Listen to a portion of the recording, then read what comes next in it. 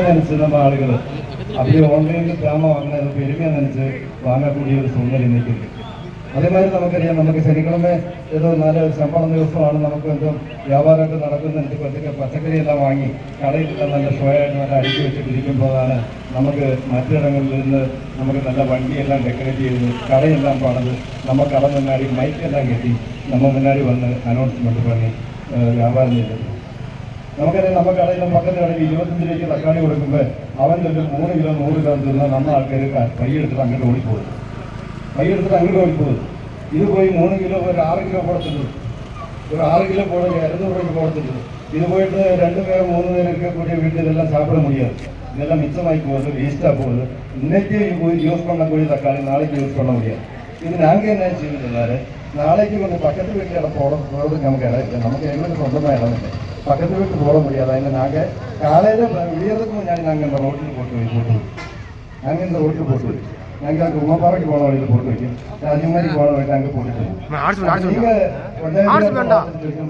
வியாபாரிகள் பூரா வேஸ்ட் தட்டி இருக்கு, அந்த கடைக்காரத்தில் வேஸ்ட்டு, அந்த பச்சைக்கறி விற்கிற கடைக்காரத்தில் வேஸ்ட் இந்த பூரா தட்டி வச்சிருக்கு, இது சரியில்லைன்னு சொல்லணும்.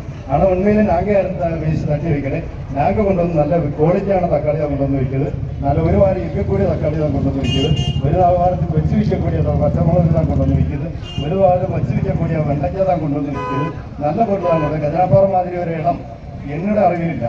നമുക്ക് അത്യാവശ്യത്തേക്ക് അപ്പപ്പോൾ പോയി ആവശ്യമുള്ള സാധനങ്ങൾ വേണ്ടിയ അളവൊക്കെ വാങ്ങக்கூடிய ഒരു ഇടം. ഒരു ഫ്രിഡ്ജ് കൂടെ നമുക്ക് തേവയില്ലെങ്കിൽ ഉണ്മയിലെത്തുന്ന ഒരു ഫ്രിഡ്ജ് കൂടെ തേവയില്ല. നമുക്ക് വേണ്ടിയ അളവിൽ വേണ്ടിയ പൊരുളുകൾ വേണ്ടിയ ക്വാളിറ്റിയുള്ള ഐറ്റങ്ങൾ വാങ്ങാൻ കൂടിയ ഇടം വേറെ ഞാൻ പാത്രമില്ല. ഇന്നമായി നമ്മൾ രാജമാരി പോണാൽ 2 കിലോ വാങ്ങിട്ട് വരും, ഓടി പോണാൽ 5 കിലോ വാങ്ങിട്ട് വരും. അതിന് ഇതുപോലെ വേസ്റ്റ് ആക്കി കൊണ്ടുപോയി നമ്മൾ വേസ്റ്റിൽ കൊണ്ടുപോയി തട്ടും. അപ്പോൾ இந்த மாதிரிയുള്ള സോൾവ് അതെല്ലാം നമ്മൾ ഊർക്കുള്ള വ്യാപാരത്തെ കൂടെ ബാധിക്കുന്നു. അപ്പോൾ ഇതെല്ലാം പെരുമ അനുസരിച്ചാണ് ചെയ്യുന്നത്. ഞാൻ ഇവിടെ ഇരിക്കக்கூடிய ഞാനെല്ലാം ഒരു പൊരുളും വെളിയിരുന്ന് വാങ്ങിട്ട് വരാറ്. അപ്പോൾ പക്കത്ത് കടയിൽ പോയി നമുക്ക് തേവയിലുള്ള 1 കിലോ അല്ലെങ്കിൽ 100 ഗ്രാം അല്ല 1/2 കിലോ നമുക്ക് വേണ്ടി പോലുള്ള അപ്പത്തേക്ക് കഴിയും.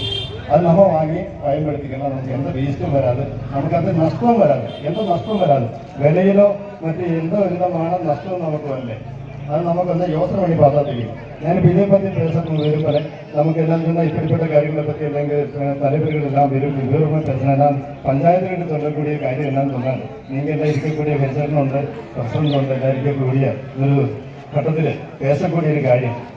ഇത് ரொம்ப மோசமான ഒരു വ്യാപാരം. നമുക്ക് இப்படி வண்டியில் വന്നവർക്ക് എന്ത് വിധமான ബാധ്യതയില്ല.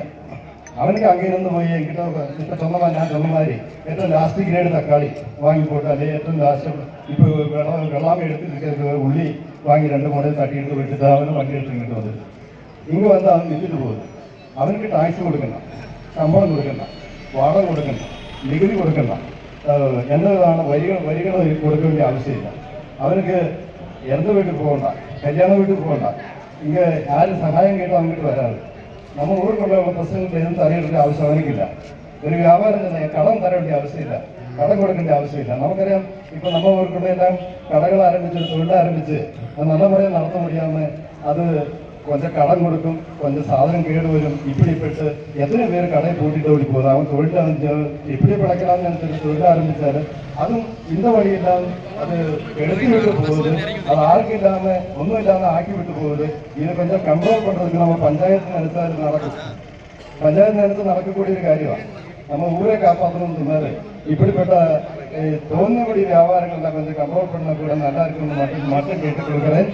அதே மாதிரி நமக்கு இந்த நறுக்கெடுப்பை பற்றி ஒரு வார்த்தை சொல்லிக்கலாம். நம்ம நறுக்கெடுப்பை எடுக்கிறதுக்கு எப்படின்னு சொன்னாலே நம்ம பார்த்துருக்கு കേരള ലോട്ടറി എടുക്കുന്ന ഒരു സിസ്റ്റം ഇരിക്കും. ലോട്ടറി മെഷീനിലാണ് എടുക്കുന്നത്, നമുക്ക് മെഷീനൊന്നുമില്ല. നമ്മൾ ഇപ്പോൾ 7 കുളം ഇവിടെ വെച്ചിട്ടുണ്ട്. 7 കുളം നമ്മ തോതിയിൽ വിത്തിരിക്കக்கூடிய വിത്തതല്ല, നമ്മ തോതിൽ നമ്മൾ സൗജന്യമായിട്ട് കൊടുക്കக்கூடிய കൂപ്പൺ 20 ലക്ഷം മുതൽ 22,50,000 വരേക്കുള്ള കൂപ്പണാണ് നമ്മ തോതിൽ നമ്മൾ കൊടുത്തിരിക്കുന്നത്. അപ്പോൾ അതിൽ ഒന്നാമത്തെ കുളം ഇതാണ്. ഇന്ന് ഒന്നാമത്തെ കുളത്തിൽ 2 മട്ടുതാൻ പോയിട്ടിരിക്കും. 20 ലക്ഷത്തിന് മേലെ ഏത് എടുത്താലും 2 മട്ടുതാൻ വരും. അതിൽ 2 മട്ടുതാൻ പോയിട്ടിരിക്കും. ഇതിൽ നമ്മൾ രണ്ടാമത്തെ കുളത്തിൽ 3 കൂപ്പൺ പോയിട്ടിരിക്കും. 3 കൂപ്പൺ ചെന്നാൽ 20 ലക്ഷത്തിൻ്റെ 2, 21 ലക്ഷത്തിൻ്റെ 20 ലക്ഷത്തിൻ്റെ 0, 21 ലക്ഷത്തിൻ്റെ 1, 22 ലക്ഷത്തിൻ്റെ 2. ഇതിൽ 3 കൂപ്പണാണ് ഇതിൽ വരുള്ളൂ. ഈ 3 സീരിയൽ നമുക്കതിൽ വരുന്നുണ്ട്. മൂന്നാമത്തെ കൂപ്പുണ്ട്. നമ്മൾ 9 കൂപ്പുണ്ട് അല്ലേ? 9 നമ്പർ போட்டிருக்கு.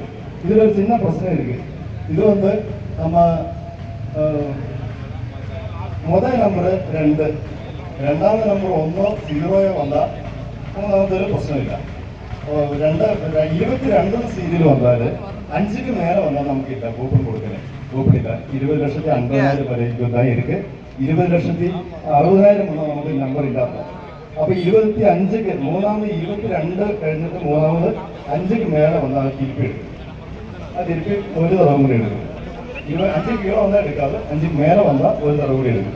ബാക്കിയുള്ളതിൻ്റെ എല്ലാത്തിൽ നിന്ന് ഒരു നമ്പർ എടുക്കും. അപ്പോൾ ഇതെല്ലാം ഇങ്ങനെ നിരത്തി വെച്ചിട്ട് പഠിച്ചാൽ ഒരു ടിക്കറ്റിൻ്റെ നമ്പർ വരും. அப்படின்னா நமக்கு ஒரு ടിക്കറ്റ് നറുക്കെടുപ്പ് നടക്കുന്നത്.